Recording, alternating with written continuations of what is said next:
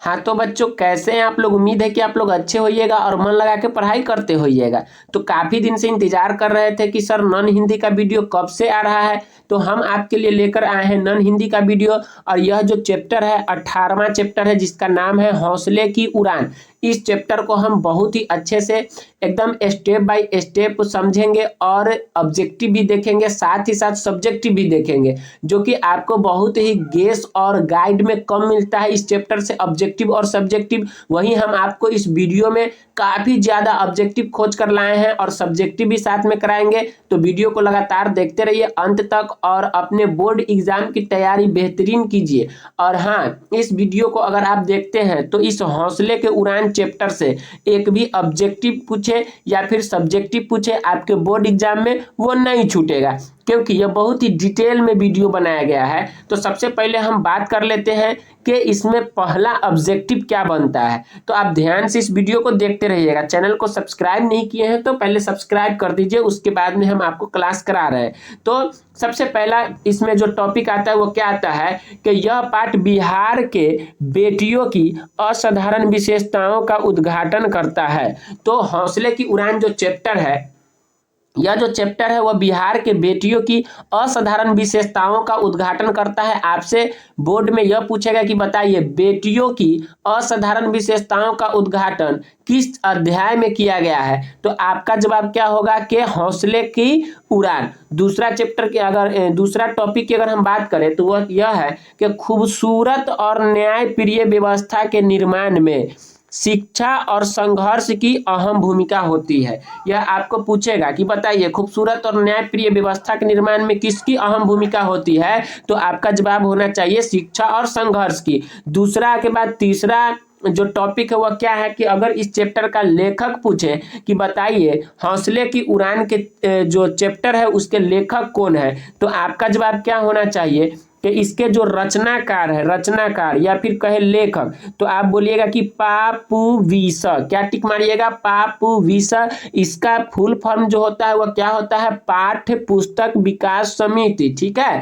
अगर आपसे पूछे कि बताइए विधा क्या है, यानी कि हौसले की उड़ान की विधा क्या है, तो विधा आपसे पूछे तो निबंध बताइएगा। अब आपका इस चैप्टर का भाग 1 शुरू होता है, जो कि बहुत ही ज्यादा क्या है तो इम्पोर्टेंट है। भाग 1 में हम लोग क्या देखने वाले हैं, चलिए हम आपको बताते हैं। भाग 1 में हम देखने वाले हैं कि सबसे पहले एक लड़की आती है जिसका नाम है गुड़िया। क्या नाम है, गुड़िया। और गुड़िया के पिताजी का नाम क्या है, तो मोहम्मद असीन इदरीसी, जो पेशे से ड्राइवर थे। क्या थे, ड्राइवर थे। सबसे पहला नाम आता है इस चैप्टर में, एक लड़की है जिसका नाम क्या है, गुड़िया, और उसके पिताजी का नाम क्या है, तो मोहम्मद असीन इदरीसी, और वह पेशे से क्या थे, तो ड्राइवर थे। गुड़िया किस प्रखंड में रहती है, तो गुड़िया नोखा प्रखंड में रहती है। और जिला कौन सा है, तो जिला है रोहतास। अब आगे देखिए क्या होता है। गुड़िया के माता पिता जो थे वो उन्हें पढ़ाना नहीं चाहते थे। किनको, गुड़िया को पढ़ाना नहीं चाहते थे। तो उसके लिए गुड़िया ने क्या किया, आइए हम आपको बताते हैं।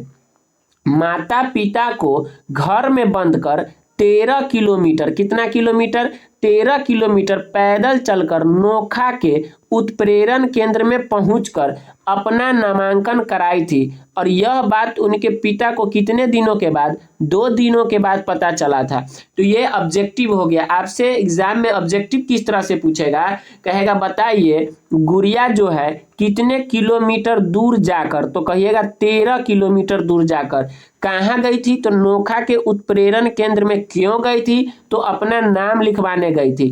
कैसे गई थी, तो अपने माता पिता को घर में बंद करने के बाद। और यह बात जो है उनके पिताजी को कब पता चलता है, तो यह बात उनके पिताजी को 2 दिन के बाद पता चलता है कि वह नोखा प्रखंड के उत्प्रेरण केंद्र में पढ़ रही है। अब सुनिए, गुड़िया पढ़ लिख कर जो है अध्यापिका बनना चाहती थी। आपसे ऑब्जेक्टिव पूछेगा कि बताइए गुड़िया पढ़ लिख कर क्या बनना चाहती थी, तो आपका जवाब क्या होना चाहिए कि अध्यापिका बनना चाहती थी। अब आता है इस चैप्टर का भाग 2। और भाग 2 में हम बात करने वाले हैं किसके बारे में, तो सोनी नाम का एक लड़की है, उसके बारे में हम बात करने वाले हैं भाग 2 में। तो भाग 2 शुरू होता है अब। हाँ, तो भाग 2 में क्या है, नाम है इसका क्या चीज, सोनी। नाम क्या है, सोनी नाम है। और इनके पिताजी का नाम क्या है, तो विष्णु शंकर तिवारी। कहेगा बताइए सोनी के पिताजी का नाम क्या था, तो विष्णु शंकर तिवारी। किस गांव में रहती थी, तो मथही गांव में रहती थी। प्रखंड कौन सा था, तो चेनारी प्रखंड था। जिला कौन सा था, तो कैमूर जिला था, यानी कैमूर जिला की थी कौन, सोनी। अब बात करते हैं इनके आगे का कार्यकाल, जो मतलब जो काम है वो कैसा था। तो ये जो है सोनी, उस सोनी का जो घर में जो है बहुत ही खुशी का माहौल था। उसके सब परिवार के सभी लोग खुश थे और उनके जो गांव समाज के आदमी थे वो भी खुश थे।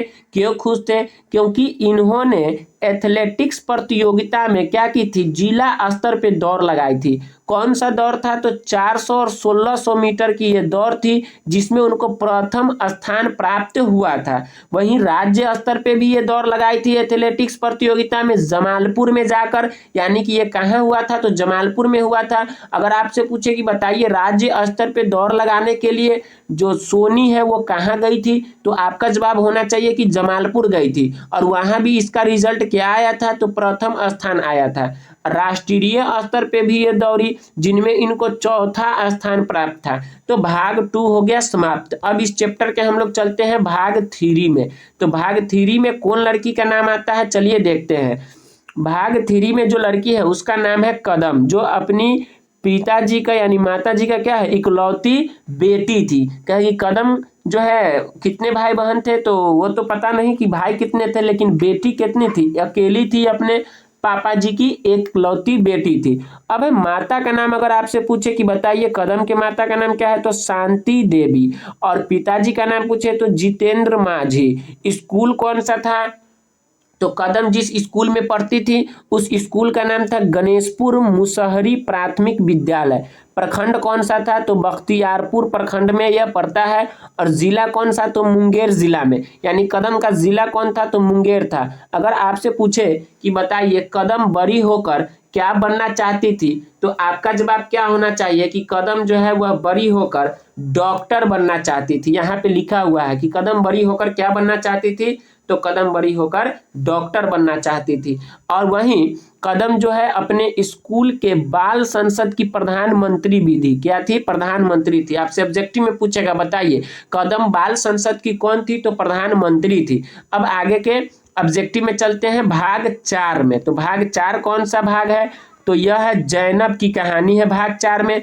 भाग 4 में सबसे पहला नाम किसका आता है, तो जैनब खानम, जो जिसके माता जी का नाम क्या है, तो फूल बीबी। और पिताजी के नाम मोहम्मद मंसूर खान। दादाजी का नाम क्या है, तो अब्दुल रहमान खान, जिनकी उम्र कितना था, तो 94 वर्ष था। यह एक ऑब्जेक्टिव है जो इंपॉर्टेंट है। कहेगा बताइए अब्दुल रहमान खान का उम्र कितना था, तो आपका जवाब होना चाहिए कि सर 54 वर्ष था। अगर आपसे पूछे कि बताइए जैनब खानम किस गांव पंचायत में रहती थी, तो मथुरापुर कहतरवा गांव पंचायत में रहती थी। अगर आपसे पूछे कि बताइए जिला कौन सा है, तो जिला है शिवहर। ये अपने पास का ही जिला है। तो जिला शिवहर की एक लड़की है जैनब, उसके बारे में इस पाठ में आपको पढ़ना है। ये काफी गर्व की बात है कि हमारे आसपास के बच्चियों का जो चर्चा है वह बिहार लेवल तक हो रहा है। तो आप लोग भी मेहनत से पढ़िए और एक अच्छा सा नाम कीजिए। क्या है आगे कि एक कहानी मैं आपको सुनाता हूँ, आप ध्यान से सुनिएगा। जैनब के तो जो पिता थे वो उनको पढ़ाना नहीं चाहते थे। क्यों नहीं पढ़ाना चाहते थे, तो पर्दा प्रथा की वजह से जैनब की पढ़ाई जो है वह महज 3 दर्जे के बाद ही छुड़ा दी गई। यानी कि जैनब के पिताजी ने जैनब का पढ़ाई छुड़ा दिया, मतलब कितना, 3 दर्जे के बाद ही उसका पढ़ाई छुड़ा दिया। क्यों छुड़ा दिया, पर्दा प्रथा, यानी कि गांव समाज में पर्दा में रहने के कारण उनका पढ़ाई छुड़ा दिया। लेकिन जैनब अपना पढ़ाई तब शुरू की जब उसके गांव में एक जगजगी केंद्र खुला।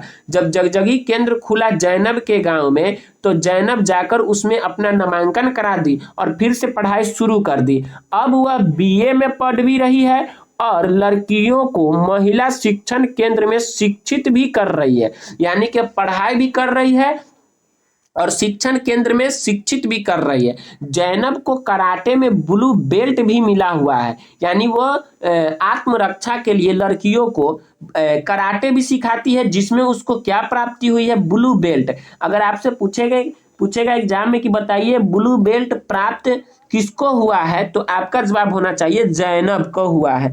अभी आपका मॉडल पेपर जारी हुआ है बच्चों हिंदी का, उसमें मैंने देखा था एक क्वेश्चन था कि जो जज्बा का जो शब्दार्थ है मतलब वो क्या होता है, जज्बा का मतलब क्या होता है, तो उसमें ऑप्शन था एक जोश, जो कि इसी चैप्टर से पूछा गया था।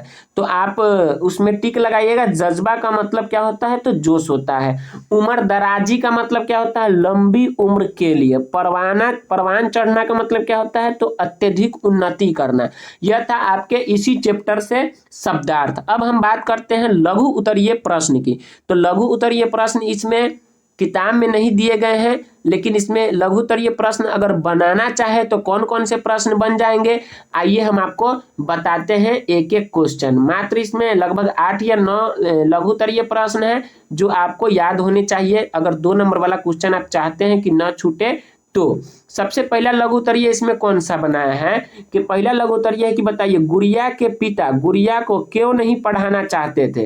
तो इसका जवाब यह है कि गुड़िया पढ़ने में बहुत तेज थी, लेकिन उनके पिता को समाज की बंदिशों की चिंता थी, इसलिए वह गुड़िया को पढ़ाना नहीं चाहते थे। उनके पिताजी ये सोचते थे कि समाज के लोग क्या कहेंगे, लड़की होकर और पढ़ने जाती है, तो इसलिए वो पढ़ाई छुड़ा दिए, जो कि बहुत ही गलत बात है बच्चों। दूसरा क्वेश्चन क्या है कि गुड़िया पढ़ लिख कर अध्यापिका क्यों बनना चाहती थी। तो इसका जवाब यह हो जाएगा कि गुड़िया का यह सपना था कि सभी लड़कियां जो किसी कारणवश पढ़ाई नहीं कर पा रही है, इसलिए वह अध्यापिका बनना चाहती थी ताकि उन सब को पढ़ा सके। गुड़िया का जो है यह सपना था कि हमारे समाज में जो लड़कियां नहीं पढ़ रही है किसी कारणवश, वो पढ़ना चाहिए, तो उनको पढ़ाने के लिए वो अध्यापिका बनना चाहती थी। अब तीसरा क्वेश्चन क्या है, तो तीसरा क्वेश्चन इसमें यह है कि पढ़ाई के जुनून में गुड़िया ने अपने माता पिता के साथ कैसा व्यवहार किया।